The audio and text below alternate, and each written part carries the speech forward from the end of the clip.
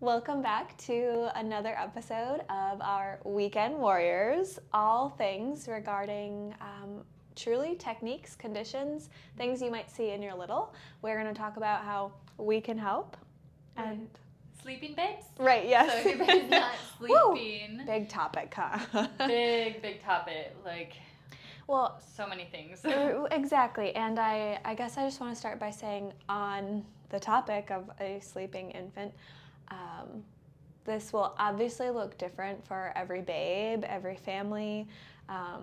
Small reminder, I know a recommendation is that maybe sleep training doesn't start until 4 or 6 months if that's something, you're going to do, you're interested in. And I can share, anecdotally, parents have shared they've started something like that sooner and it worked out very well for their babe. And other babes don't take to it at all.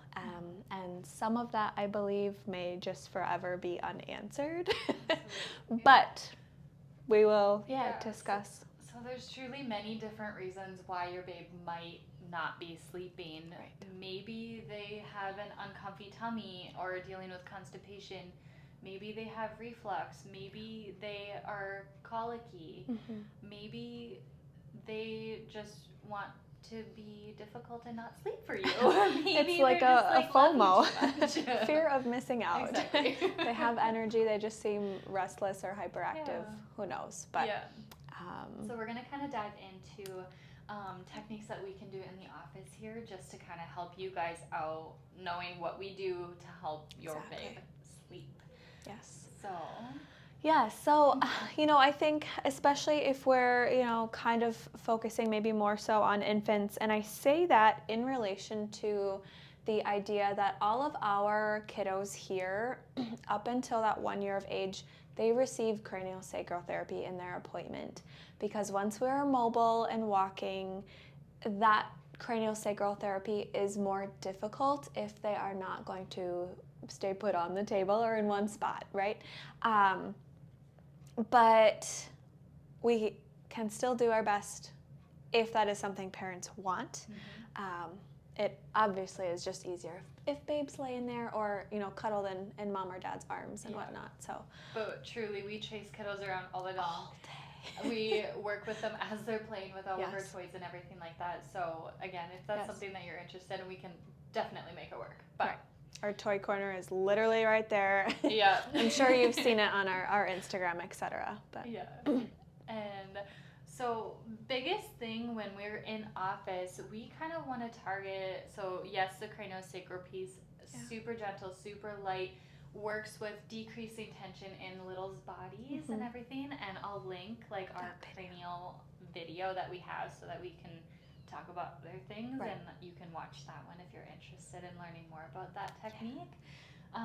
But it's super, super gentle. We have that cerebral spinal fluid around our brain, down our spinal cord, and when it's not pumping continuously, it kind of gets a little sticky, a little tension somewhere in their little body. So that gentle piece just helps relax them. If you've ever had it done as an adult, you can for sure feel that release. If obviously your little one is not going to be able to talk and let us know that they feel that release, but their body language tells us that they're releasing that energy somewhere. So it's truly incredible. So that's one big thing that we can do in office. Another thing that we want to talk about too is the parasympathetic nervous system. And so do you want to tackle this one? Okay, so quick recap and or tossing it out there. Parasympathetic is your rest and digest. That's the state we want to be in for sleep, right? Your sympathetic is your fight or flight, and that is like, a bear, a lion is chasing you, so you're not going to think about hunger or digestion or sleeping. Your body's going to push that adrenaline so you can get the heck out of there. So parasympathetic, what we want. Quick little side note here, your parasympathetic nervous system can also be turned on when we are in child's pose. So that could look like some alternative tummy time. That could be, babe's chest to chest with you, which of course we already know babe's going to love because of that bonding, that connection, that warmth. But parasympathetic nervous system most closely tied to our upper cervical spine. And of also our tailbone, our sacrum. So we could quite literally, when we're focusing on the treatment piece, the adjusting, mobilizing piece, just focus on those two areas because our sympathetics live in our upper back to part of our lower back. So the idea is that we are, of course, helping restore motion, etc., but that we are blocking or getting rid of any block or interference where those nerves come out in that parasympathetic area. So we want to tone that up so babe can relax. And most commonly, if your babe is struggling with sleep, what I find in clinic is that uppermost, that C1, is just a teeny bit shifted. Yeah, or more prominent on one side. Yeah. And so when we're adjusting little ones in office, it truly looks like, it doesn't really look like anything, to be honest with you. Usually we have babes on their backs and we're just gently doing a little tiny bit of range of motion, and that pressure that we're using on your little's neck is checking the ripeness of a tomato in the grocery store. It's super, super gentle. There's no noises, no cracking, no nothing. Yes. And no twisting. No, nothing like that. And so it truly is really incredible. And you can see your babe just melt into it. They're just like, oh, yeah, that's the spot. Continue doing that right Eyes there. will close. Yeah. Very sweet. Yeah. And so it's truly incredible watching little ones get adjusted because they are so receptive to chiropractic treatment that it just helps them so much. Yes. Oh my goodness. I always say the effects of chiropractic are emphasized in littles because their parents, their guardians, you are noticing every little thing about them. So you are more likely to pick up on that as well. But absolutely. Yes. So that's like the biggest thing we do here. In office. Yes. And then at home, what you guys can do is some different things that you can help as they're going to sleep or if they're fighting sleep, and some things that you can do with getting them rested through like your milk supply or like anything like that, like supplementation. Magnesium is a huge one, so I'll let you talk. Mariah's the guru with magnesium, so I'll let her take this one. It's just one of my favorite things, and there are many kinds, but I guess I would say there are a couple, well, as a whole in the office, I'm going to speak for everyone, we really like Earthly Wellness. Now you may also be able to find them right on Amazon, which I know you can. It's linked on our storefront, etc. But lotions are really nice. There are a couple topical lotions. Another one I usually offer up to parents via email, that is. We don't have it in office, but is 8 Sheep Organics. They have one that's like specific to juniors, but anyways. So you can look to see if there's an ingredient difference there, but magnesium is just an essential mineral. Most people think of it as that relaxation supplement, mineral, vitamin, etc.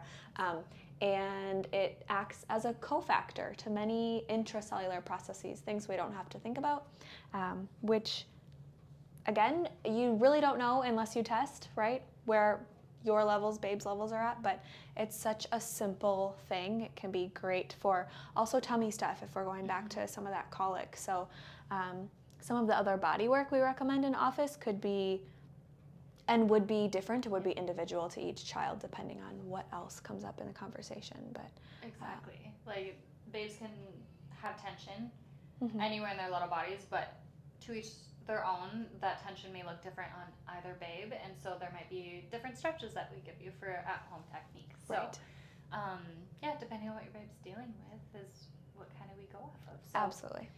And then when we are going over, so you're at home, babe is cuddling in your arm and either falling asleep. Sound asleep. If you find that when you're putting your babe down in their crib, or in their bassinet or wherever they're sleeping, that when you're putting them down, they start to wake up as soon as you're going down flat on their back.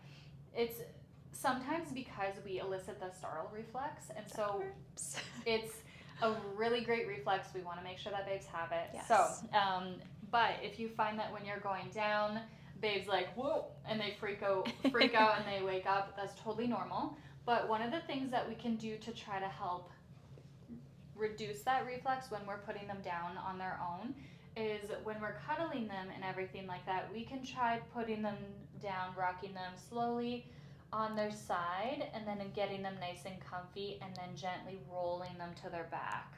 And so that more gentle movement will help keep them just like nice and zenned out. They'll Right. keep nice and sleepy and everything like that too.